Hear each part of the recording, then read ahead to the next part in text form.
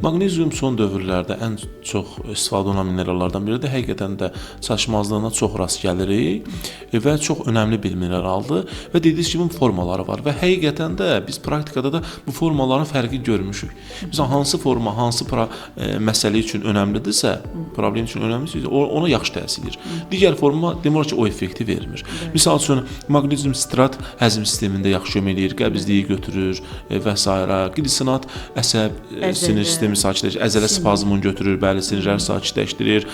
Sonra malat var, maqnezium malat bu enerji, bəli, yorğunluğu götürür, enerji ilə təmin edir.